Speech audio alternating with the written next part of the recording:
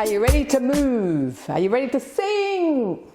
And are you ready to find out more about your brain health? Welcome to Over 50, So What? I'm Carol O'Halloran. For those of you who watch regularly, you know that my big thing is movement. Movement is life. Movement is medicine. And movement helps with preventing multiple health conditions that we might experience as we age. And I often mention that movement is also good for brain health, which most of us are very keen to maintain. Well, did you know that hearing and brain health are related? We drop into a workshop with Andrew Campbell, audiologist and author of Hearing and Brain Health and Your Resilient Brain. Lastly, do you enjoy singing? Want to do more? We meet members of the People's Choir, a community choir who believe everyone can sing.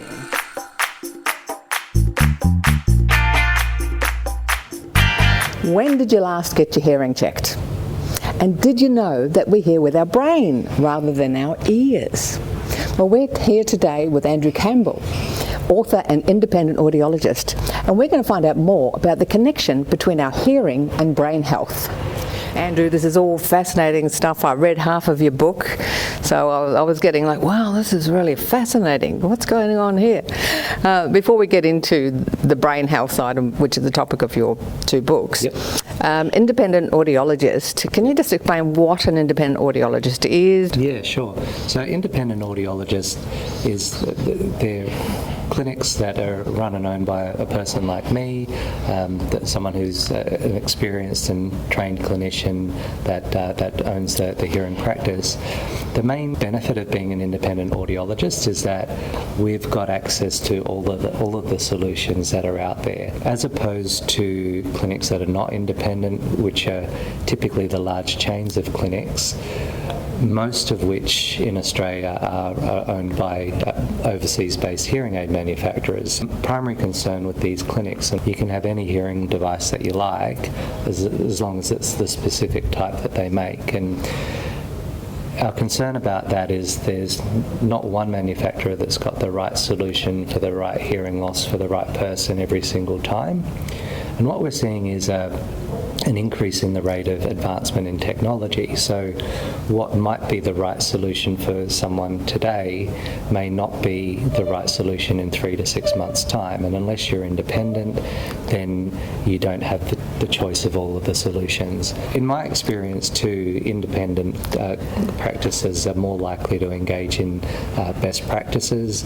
In fact, in Australia there's a group called, that's part of the Hearing Up Network, which is an international group where the clinics have quite strict criteria that we're sticking to best practices that are internationally recognised. Another benefit of being independent is that we don't engage in what we call white labelling of hearing devices. So some of the large chains of clinics, they rebrand the devices and they lock them to their clinic, which is a bit of a nuisance because it means that the patient doesn't have the choice to then go to another clinic to have the devices adjusted. They're kind of stuck with that clinic. I think some people may think, oh, it's one size fits all, but it's actually a very comprehensive thing, having your hearing assessed. I noticed today that people had their individual graphs of how their hearing performed, and they were so diverse. One person's hearing is so different to the next person's. Exactly, and also people will vary in terms of their tolerance for things that are overly technical. We have some patients that are engineers and they like to be able to get in and make little adjustments with the app on their phone. Another group of patients, they much prefer to keep things as simple as possible and to have a solution that's fully automatic that they don't need to fiddle with. There's quite a spectrum in terms of technical competence required to get the most out of them versus those that are just super simple, you just pop them in and leave them. In part it's about the hearing loss and what's going to suit that particular hearing loss, but we also try to match the solution to the preferences and personality. What does happen? What sort of assessments do you do? First of all, we want to get an idea about the hearing sensitivity, so just exactly how much hearing loss that person has. We want to also get a gauge on how that hearing loss is impacting on their speech understanding. So there's various tests that we do to assess that. It's also helpful for us to identify exactly where in the hearing system the hearing loss is occurring. Usually we're dealing with a permanent hearing loss. Sometimes there's a surgical option, usually there's not.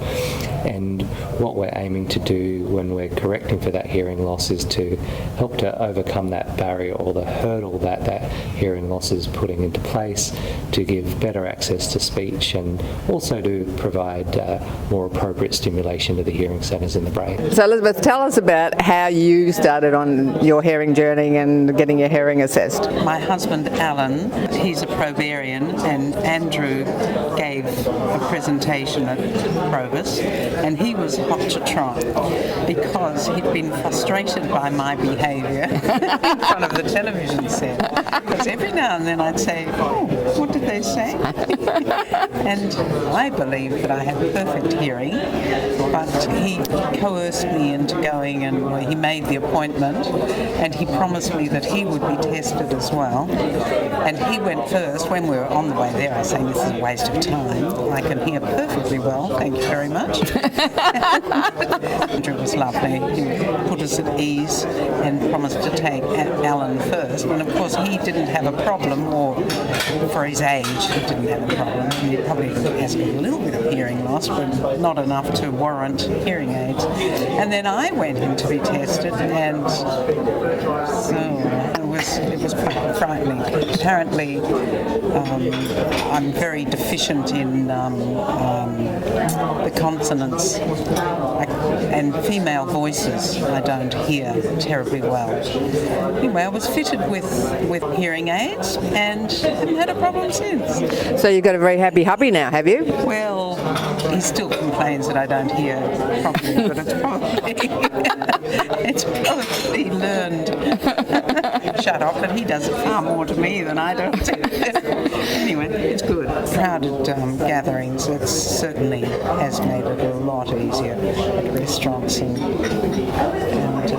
functions, much easier. Now, I'm sure there's a lot of people can relate to that scenario, but it's often the woman telling the man to go and get their hearing checked. So. That's right. Why do you think people are so reluctant to get their hearing checked? Yeah. I think there's three main things. One reason for hesitation is that often people know that what the results are going to show, and they just don't really want to know. Another thing that tends to hold people back, and particularly if we're thinking about hearing aids, or we like to call them hearing devices, is the outdated notions of cosmetics. So for some reason, the stereotype of the big beige banana, the big clunky beige banana, as being a hearing aid, that seems to be firmly implanted in people's minds. I haven't fit a big beige banana for over 20 years. In this day and age, they just don't look like that. You can't really tell generally that people are wearing them. The other reason why people may be reluctant to pursue a course that may result in hearing devices is the perception that it may seem like a sign of aging. This is an admission to the aging process, and I'm not quite ready to make that step.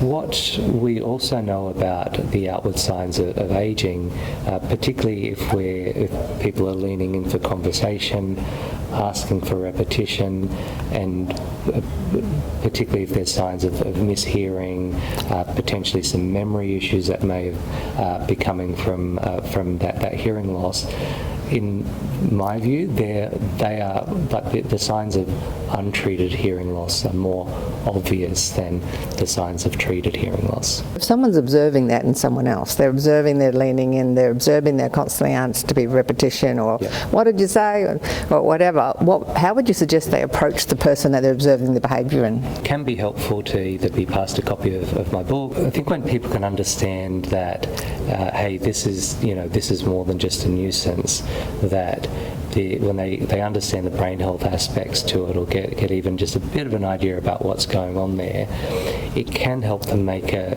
a different decision about how they're thinking about their hearing loss, rather than being a nuisance to be put up with. It's just a really good idea to get onto. It's enhancing their quality of life. 100%.